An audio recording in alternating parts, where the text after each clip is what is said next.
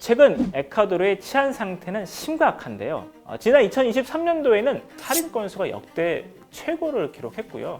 이유는 바로 깽단인데요. 에콰도르에서 가장 악명 높은 범죄 조직 로스 초네로스는 수천 명에 이르는 조직원을 보유하고 있다고 합니다.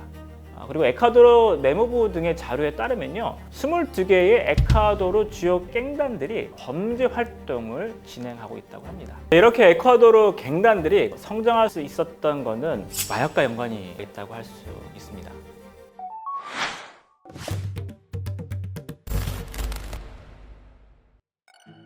2021년 전 세계에서 총 2,304톤의 코카인이 생산되었는데요. 무려 3분의 1 정도가 에콰도르에서 왔다고 유엔 보고서에서 밝힌 부분들도 있었습니다. 지난 8월에는 스페인에서 에콰도르에서 수출된 바나나 상자 안에서 역사상 최대의 코카인이 적발되었는데요. 무려 9.5톤의 양이었다고 합니다.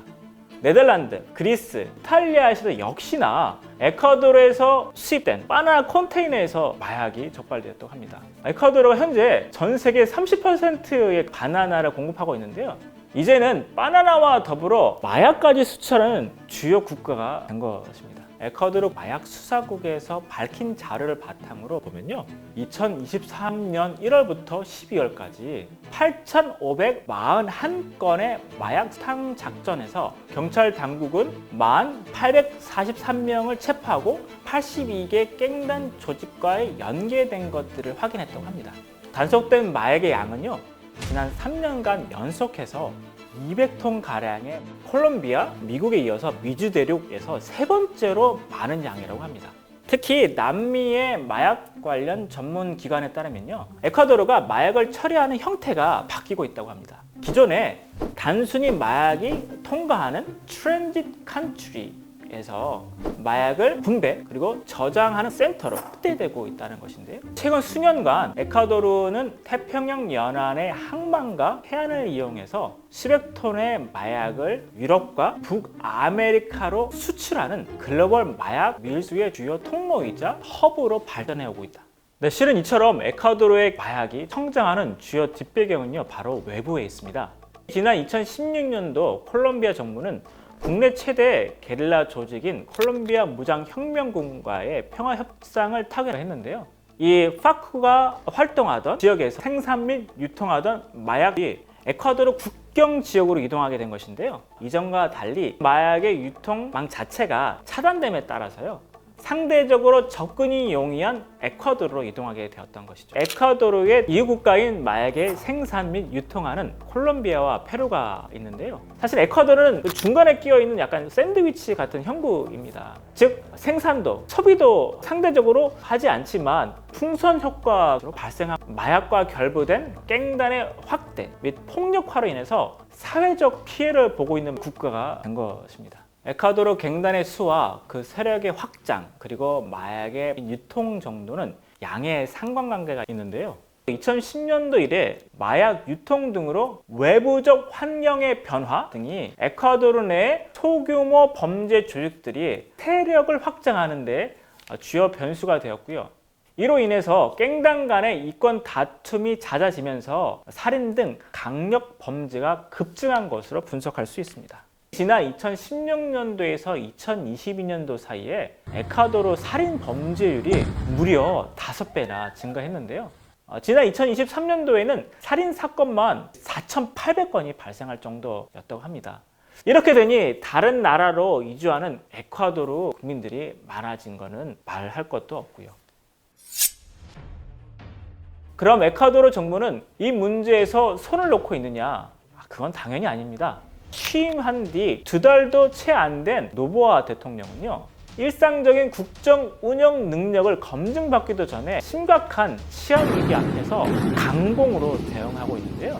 실은 다니엘 노보아 대통령은 지난 10월 보궐선거로 치러진 대선에서 승리하며 당시 35사의 최연소 대통령으로 당선된 인물입니다.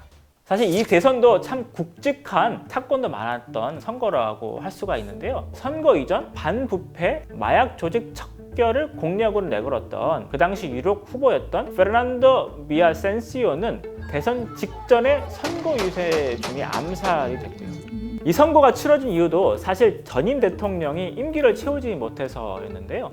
국가 치안 문제를 개선하지 못하고 부패 혐의까지 가지고 있던 전임 기에르모 라소 대통령에 대한 국민적 분노가 극에 달하면서 탄핵 직전까지 갔었기 때문인데요.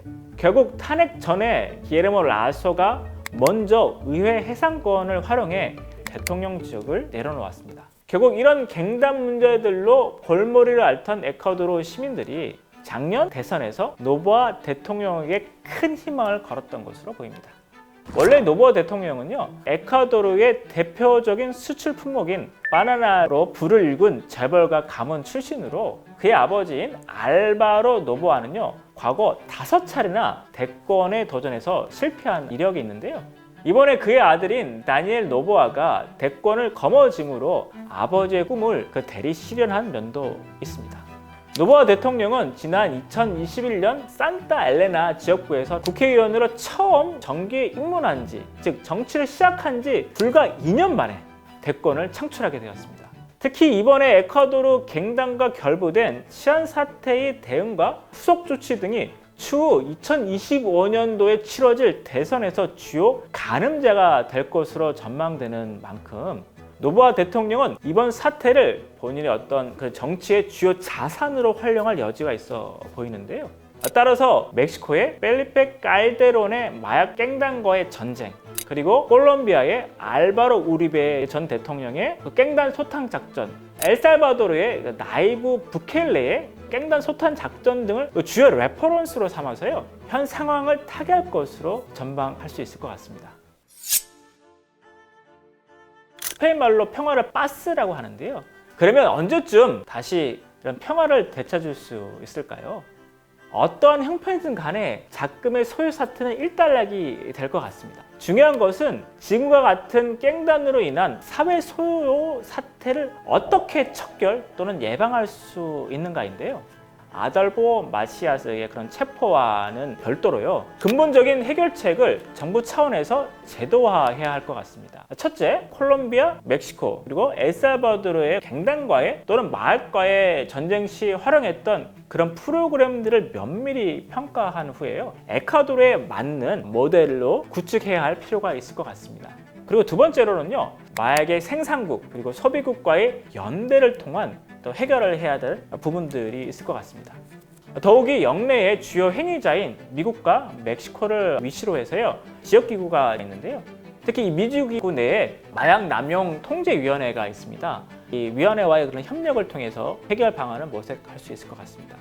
자, 끝으로 에콰도르 내 국민들의 시민의식이 정말 중요한데요. 정부 차원에서 마약 퇴치 운동 또는 갱단 퇴치 운동을 범국민적으로 확대해서 다시 한번 자연과 사람이 공존하는 생태 천국이며 누구나 살기를 원하는 지상 낙원이 되기를 기대해 봅니다.